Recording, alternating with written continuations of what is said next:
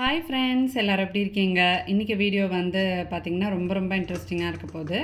காலையில் என்னோடய ரொட்டீன்லேருந்தே அப்படி இந்த வீடியோ வந்து ஸ்டார்ட் பண்ணுறேன். காலையில் ஒரு 5:30க்கு வந்து எந்திரிச்சாச்சு. அன்றைக்கி வந்து நான் ஸ்கூலுக்கு பூரி மசால் வந்து பிளான் பண்ணிட்டேன். மத்தியானம் டிஃபன் கொடுக்குறேன் அப்படின்னா மோஸ்ட்லி காலையில் ரைஸ் இருக்கும். அப்படி தான் வந்து நான் பிளான் பண்ணிப்பேன். ஏன்னா ஏதாவது ஒரு வேளை குழந்தைங்க அந்த ரைஸ் சாப்பிட்ணும் அப்படிங்கிறனால. பட் காலையிலேயே ரொம்ப ஏர்லியாக வந்து சாப்பிட்டு போகிறப்போ நம்ம வந்து ரொம்ப வெரைட்டி ரைஸ்லாம் கொடுத்தா குழந்தைங்களால சாப்பிட முடியாது இல்லையா? அதனால் மோஸ்ட்லி நிக்கில் வந்து தயிர் சாதம் ப்ரிஃபர் பண்ணுவான். தயிர் சாதத்தோடு நான் ஏதாவது கிரேவி செய்கிறேன்னா அதையே வச்சு கொடுத்துருவேன். இல்லைன்னா உருளைக்கிழங்கு பொரியல் பண்ணுவேன். இல்லைன்னா தக்காளி தொக்கு இருந்துச்சுன்னா அதை வச்சு சாப்பிட்ருவான். அந்த மாதிரி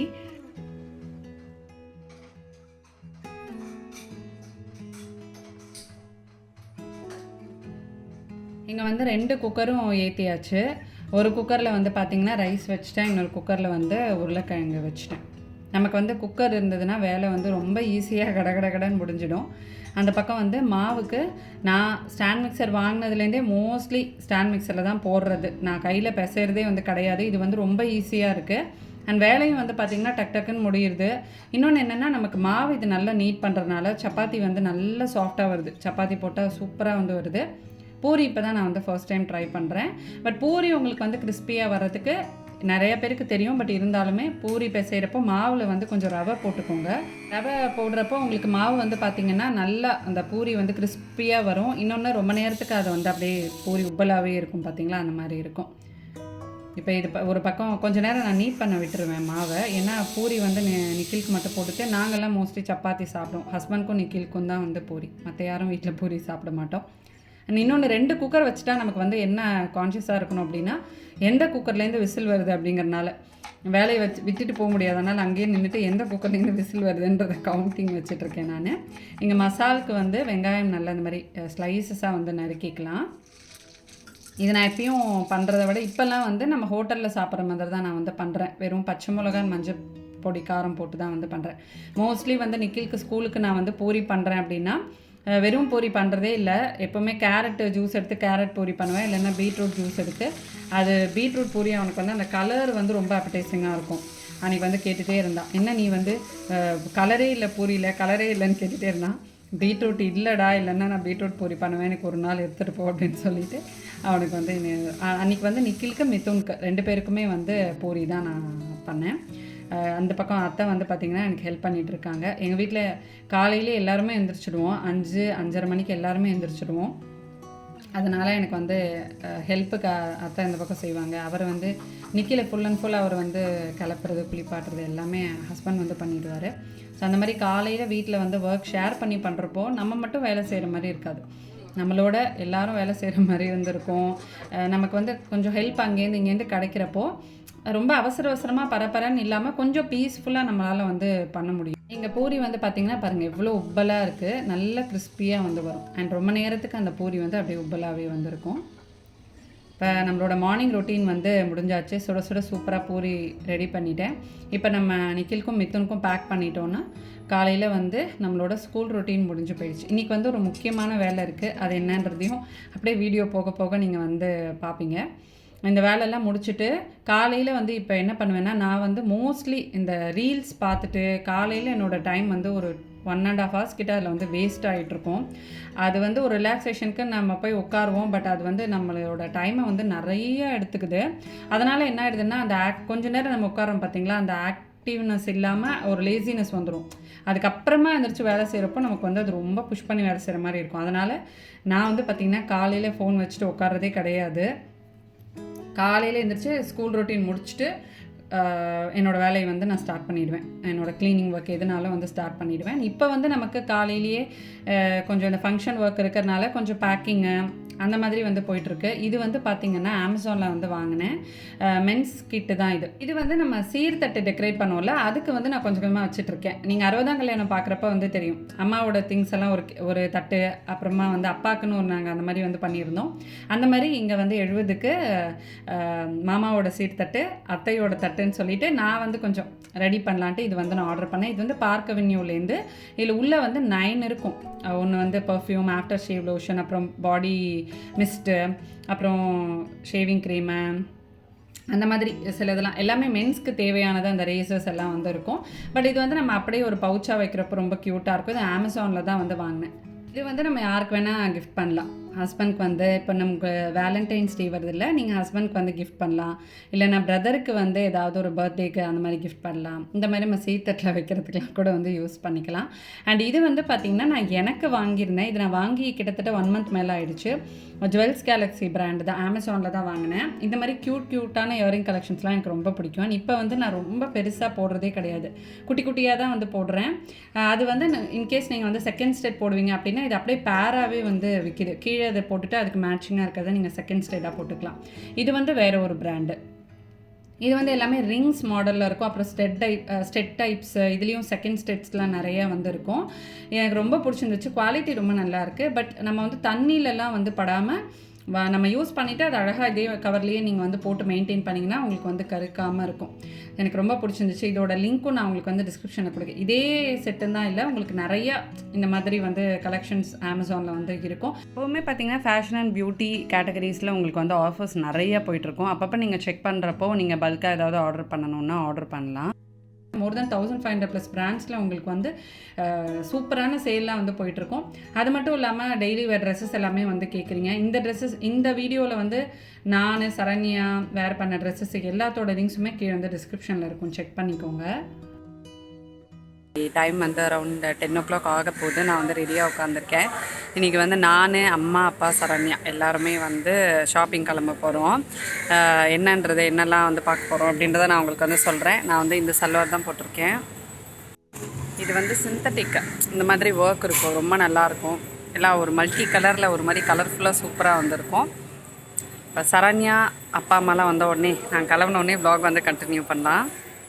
இங்கே பாருங்கள், அப்பா அம்மா வராங்க, அப்புறம் சரண்யா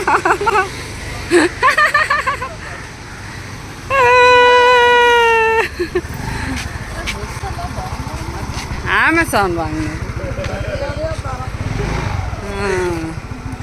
நீயும் தான் பயங்கரமாக தானே போட்டு வந்திருக்க. அப்புறம் என்ன நான் போட்டிருக்கிற ட்ரெஸ், அதுக்கப்புறமா சரண்யா போட்டிருக்கிற இந்த ட்ரெஸ்ஸும் நான் அமேசானில் வாங்கினது தான். இதோட லிங்க்ஸ் எல்லாமே நான் உங்களுக்கு வந்து டிஸ்கிரிப்ஷனில் வச்சிடுறேன். நாங்கள் நேராக வந்து பார்த்திங்கன்னா சரவணா தான் போனோம். இப்போ வந்து நம்ம வீட்டுக்கு மகாலட்சுமி வாங்கினது, அப்புறம் சில ஜுவல்ஸ் எல்லாம் சரவணாவில் தான் நம்ம வந்து வாங்கினோம். எனக்கு இங்கே கலெக்ஷன்ஸ் வந்து நிறையா இருக்கனால ரொம்ப பிடிச்சிருந்தது. இங்கே வந்து நாங்கள் ஃபஸ்ட்டு வந்து பார்த்திங்கன்னா ஒரு கிஃப்ட் வாங்குறதுக்காக வந்தோம். அதெல்லாம் என்னன்றது நான் உங்களுக்கு அப்புறமா சொல்கிறேன்.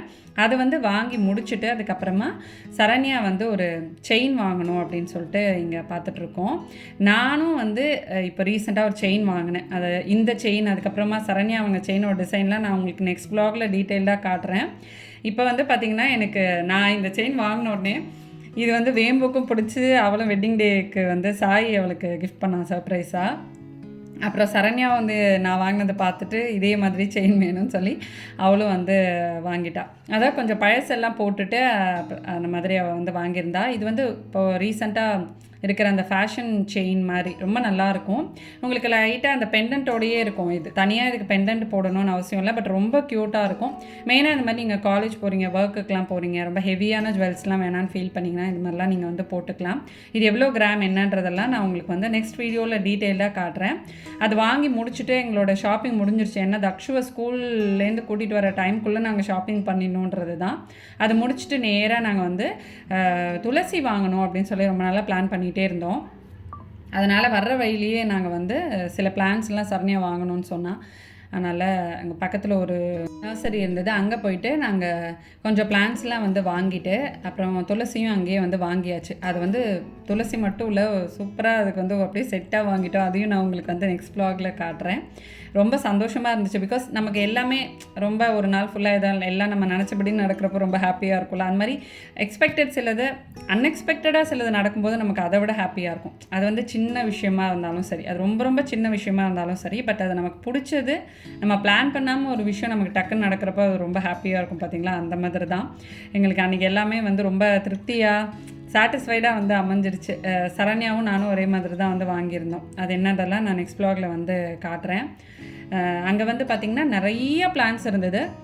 இந்த நர்சரிக்கு வந்து நாங்கள் இப்போ தான் ஃபர்ஸ்ட் டைம் வரோம். இங்கே வந்து நிறைய பிளான்ஸ் இருந்தது. கொஞ்சம் தேவையானதெல்லாம் வந்து வாங்கிட்டு வீட்டுக்கு வந்து போயாச்சு. வீட்டுக்கு போயிட்டு அப்படியே ஈவினிங் என்ன ஸ்பெஷல் டின்னர் பண்ணன்றதை நான் ஷேர் பண்ணுறேன். அன்றைக்கி வந்து அம்மா அப்பா அதுக்கப்புறம் சரண்யாவே நான் வர சொல்லிட்டேன். இங்கே வா டின்னருக்கு எல்லோரும் கொஞ்சம் சேர்ந்து டைம் ஸ்பெண்ட் பண்ண மாதிரி இருக்கும். அப்புறம் சில பேக்கிங் ஒர்க்கெலாம் இருந்தது. ஷாப்பிங்லாம் முடிச்சுட்டு வீடே வந்து பார்த்திங்கன்னா ஃபுல்லாக வந்து அங்கங்கே எல்லா இடத்துலையும் இந்த மாதிரி திங்ஸ் தான் இருந்தது, ரூமு அது இதுன்ட்டு.